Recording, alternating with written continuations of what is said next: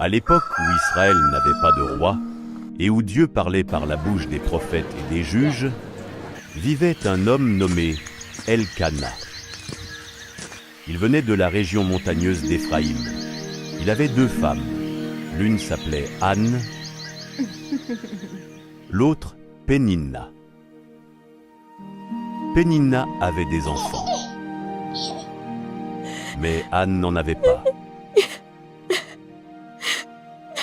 Chaque année, Elkana et sa famille montaient à Silo pour adorer le Seigneur, le Dieu Tout-Puissant, et lui offrir des sacrifices. C'était un temps de respect, de dévotion, de célébration. Elkana donnait à Péninna et à tous ses enfants des portions. Mais à Anne, il donnait une portion double, car il l'aimait, même si l'Éternel l'avait rendue stérile.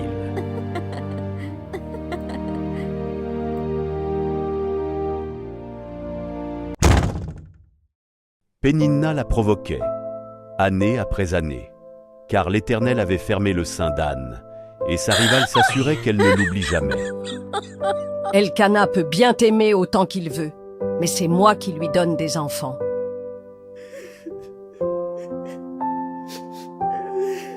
Anne pleurait, elle ne mangeait plus, son cœur était brisé. Et Elkana lui disait: « Anne, pourquoi pleures-tu? Pourquoi ne manges-tu pas? Ne suis-je pas pour toi mieux que 10 fils? » Mais son âme soupirait après une seule chose: un enfant. Un jour, dans une profonde détresse, Anne se tint près du tabernacle du Seigneur. Ses lèvres bougeaient, mais aucun son ne sortait. Elle priait, elle criait dans son cœur, et elle fit un vœu.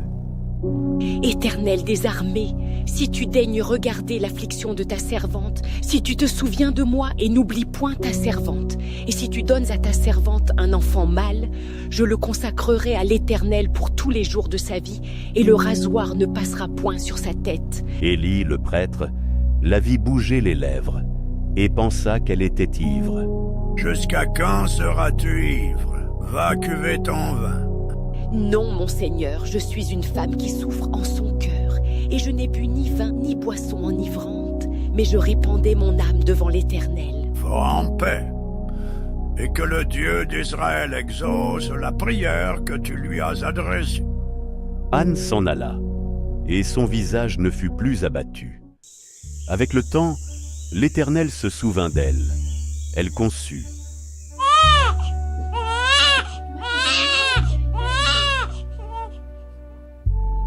Et donna naissance à un fils. Elle l'appela Samuel. Car je l'ai demandé à l'Éternel. Et quand l'enfant fut sevré, elle l'emmena à la maison du Seigneur à Silo, avec 3 taureaux, de la farine et du vin. Et elle dit à Élie: C'est pour cet enfant que je priais, et l'Éternel m'a accordé ce que je lui avais demandé. Aussi je veux le prêter à l'Éternel. Il sera toute sa vie prêté à l'Éternel. Et il adora le Seigneur là. Alors Anne pria et dit: Mon cœur se réjouit en l'Éternel. Ma force a été relevée par l'Éternel. Ma bouche s'ouvre contre mes ennemis, car je me réjouis de ton secours. Il n'y a point d'autre Dieu que toi. Il n'y a point de rocher comme notre Dieu. Ne parlez plus avec tant de hauteur, qu'aucune arrogance ne sorte de votre bouche, car l'Éternel est un Dieu qui sait tout, et par lui sont pesées toutes les actions. L'arc des puissants est brisé, et les faibles ont la force pour ceinture. Ceux qui étaient rassasiés se louent pour du pain, et ceux qui étaient affamés se reposent. Même la stérile enfante 7 fois, et celle qui avait beaucoup d'enfants est flétrie. L'Éternel fait mourir et il fait vivre. Il fait descendre au séjour des morts et il en fait remonter. L'Éternel appauvrit et il enrichit. Il abaisse et il élève. De la poussière, il retire le pauvre. Et du fumier, il relève l'indigent pour les faire asseoir avec les grands et leur donner en partage un trône de gloire. Car à l'Éternel sont les colonnes de la terre, et c'est sur elles qu'il a posé le monde. Il gardera les pas de ses bien-aimés, mais les méchants seront réduits au silence dans les ténèbres, car l'homme ne triomphera point par la force.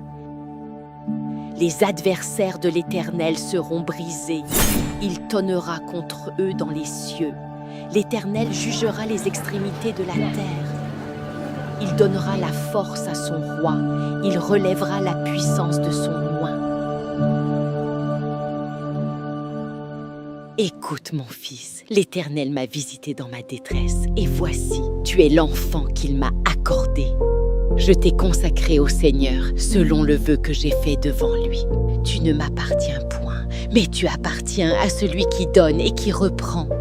Marche dans ses voies, écoute ses paroles, serre-le avec crainte et avec joie, car tu es mis à part, Samuel, mis à part pour porter sa voix. Alors je resterai ici, maman. Je veux apprendre à le connaître et faire ce qu'il attend de moi.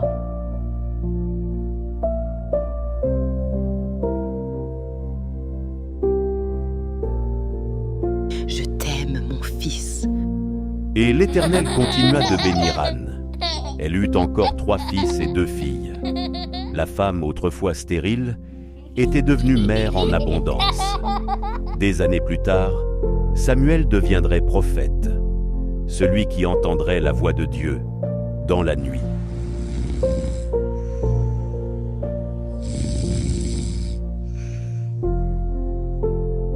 Samuel. Parle, car ton serviteur écoute. Mais tout commença par la prière silencieuse d'une femme nommée Anne. Nous savons que notre Dieu est un Dieu qui n'échoue jamais. Il a dit dans sa parole, « Il donne une maison à la stérile. Il en fait une mère joyeuse au milieu de ses enfants. Louez l'Éternel. » Et il a accompli cette promesse pour Anne, Sarah, Élisabeth, la femme sunamite, et tant d'autres. Si Dieu a agi dans votre vie, partagez votre témoignage en commentaire. Il bénira peut-être un cœur découragé.